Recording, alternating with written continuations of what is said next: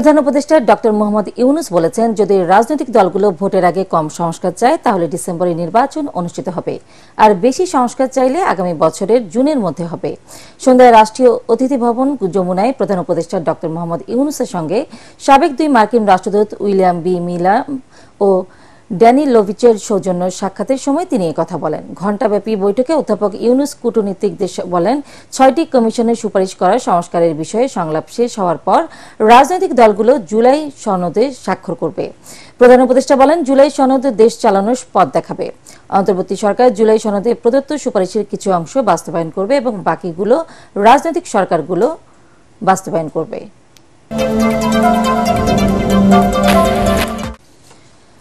দেশের বর্তমান আইন শৃঙ্খলা পরিস্থিতিতে এবছর জাতীয় নির্বাচন আয়োজন সম্ভব নয় বলে মনে করেন জাতীয় নাগরিক পার্টি এনসিপির আহ্বায়ক নাহিদ ইসলাম।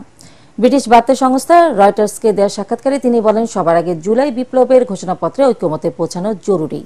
তবে নির্বাচন যখনই হোক এর জন্য জাতীয় নাগরিক পার্টি প্রস্তুত বলেও জানান অন্তর্বর্তী সরকারের সদ্য সাবেক এই উপদেষ্টা। আরও জানাচ্ছেন মাজারুল হক মুয়াজ্জির। ছাত্র জনতার ফ্যাসিবাদ বিরোধী সফল আন্দোলনের ফসল প্রধান উপদেষ্টা ডক্টর ইউনুসের নেতৃত্বাধীন অন্তর্বর্তীকালীন সরকার, যারা এই 7 মাসে সবচেয়ে বেশি শুনেছেন কবে হবে নির্বাচন। এবার সেই পালে নতুন হাওয়া দিলেন এই সরকারের সাবেক তথ্য উপদেষ্টা এবং নবগঠিত জাতীয় নাগরিক পার্টির আহ্বায়ক নাহিদ ইসলাম। ক্ষমতার মসনদ থেকে জনতার কাতারে এসে সমালোচনা করেন বর্তমান সরকারের।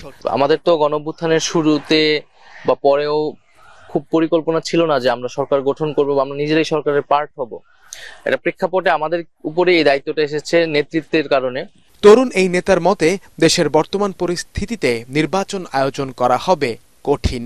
গত 7 মাসে আমাদের প্রত্যাশা ছিল সবারই যে ল অ্যান্ড অর্ডারটা স্বাভাবিক হওয়া, আমাদের যে পুলিশিং সিস্টেমটা সেটা একটা স্বল্পমেয়াদী সংস্কারের মধ্যে দিয়ে গিয়ে সক্রিয় হওয়া, সেটার কিছুটা উন্নতি ঘটেছে, কিন্তু আমাদের প্রত্যাশিত জায়গায় বা জননিরাপত্তার জায়গাটা এখনো নিশ্চিত করা যায়নি। এই এখন যে ল অ্যান্ড অর্ডার সিস্টেম বা পুলিশিং ব্যবস্থা, ঠিক এই অবস্থায় কিন্তু আসলে একটা জাতীয় নির্বাচন সম্ভব নয় বাংলাদেশে, আমি মনে করি। ব্রিটিশ বার্তা সংস্থা রয়টার্সকে নাহিদ জানান, বর্তমান সংবিধানের প্রতি জনগণের আর আস্থা নেই। আওয়ামী লীগকে পুনরায় রাজনীতিতে আসার সুযোগ দেওয়া উচিত নয় বলেও মন্তব্য করেন তিনি। আওয়ামী লীগ ইতিহাসে বারবার গণতন্ত্রকে হত্যা করে ফ্যাসিজম বাকশাল কায়েম করেছে।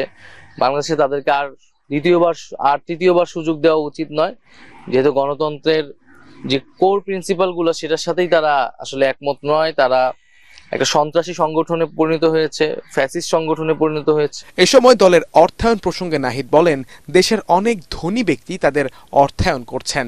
শীঘ্রই নতুন অফিসের জন্য ক্রাউড ফান্ডিং শুরু ও নির্বাচনের জন্য একটি তহবিল তৈরির উদ্যোগ নেবে জাতীয় নাগরিক পার্টি এনসিপি। বাংলাদেশকে আর কখনোই বিভাজিত করা যাবে না। মাসহারুল হক মুহাজির, এটিএন বাংলা, ঢাকা। ভারতপন্থী পাকিস্তানপন্থী কোনো রাজনৈতিক ঠাঁই হবে না। আইন শৃঙ্খলা রক্ষাকারী বাহিনী ছাড়া ছাত্র জনতার নামে অভিযান চালানোর এখতিয়ার কারণ নেই বলে সতর্ক করেছেন স্বরাষ্ট্র উপদেষ্টা জাহাঙ্গীর আলম চৌধুরী। রাজধানীতে এক অনুষ্ঠান শেষে তিনি বলেন, মব জাস্টিসকে কোনোভাবেই প্রশ্রয় দেবে না সরকার। শিক্ষার্থীদের শৃঙ্খলার মধ্যে আনতে পরিবারকে দায়িত্ব নেওয়ার আহ্বান জানান উপদেষ্টা। এমদাদুল্লাহ বাবু রিপোর্ট। জুলাই আগস্টের গণ অভ্যুত্থানের পর বিভিন্ন স্থানে একের পর এক গণপিটুনির ঘটনায় প্রাণ গেছে অনেকের। মবের আড়ালে অনেক জায়গায় টার্গেট করে হচ্ছে দলবদ্ধ হামলা। নিরপরাধ ব্যক্তি, পতিত সরকারের দোসর, আইন শৃঙ্খলা রক্ষাকারী বাহিনীর সদস্য, এমনকি বিদেশি নাগরিকও এর শিকার হচ্ছেন। রাজধানীতে টুরিস্ট পুলিশের সদর দপ্তর পরিদর্শনে এসে এসব ঘটনায় আইন শৃঙ্খলা বাহিনীর ভূমিকা নিয়ে প্রশ্নবাণে জর্জরিত হন স্বরাষ্ট্র উপদেষ্টা। এ সময় তিনি বলেন, মব প্রতিরোধে কাজ করছে সরকার, এক্ষেত্রে জনগণকেও সচেতন হওয়ার আহ্বান জানান তিনি।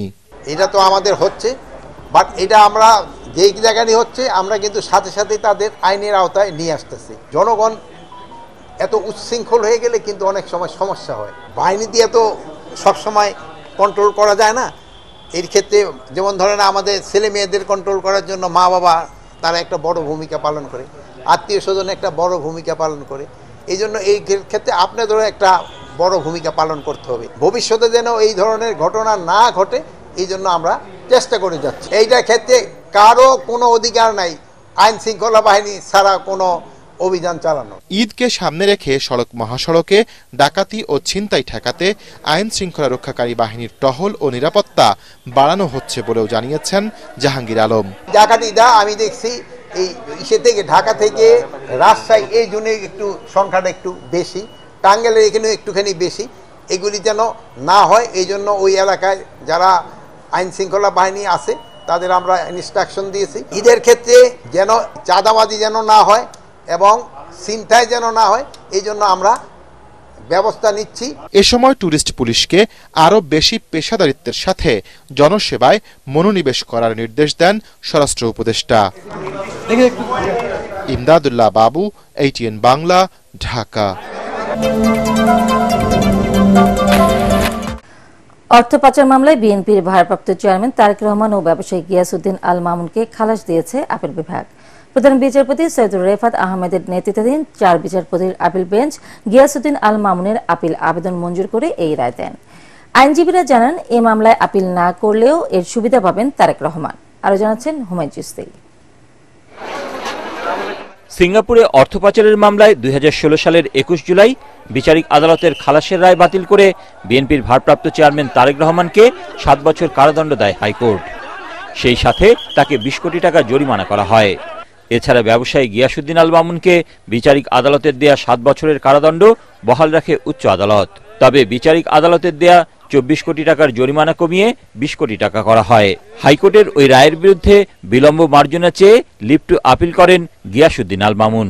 গত 10 ডিসেম্বর লিভ টু আপিল মঞ্জুর করার পাশাপাশি সাজার রায় স্থগিত করেন আপিল বিভাগ।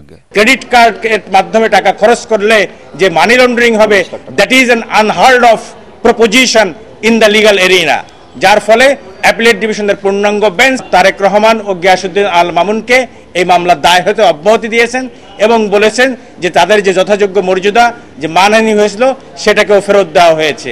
দুদকের আইনজীবী বলেন, তারেক রহমান ও গিয়াসউদ্দিন আল মামুনের বিরুদ্ধে অর্থ পাচারের যথাযথ প্রমাণ পাওয়া যায়নি।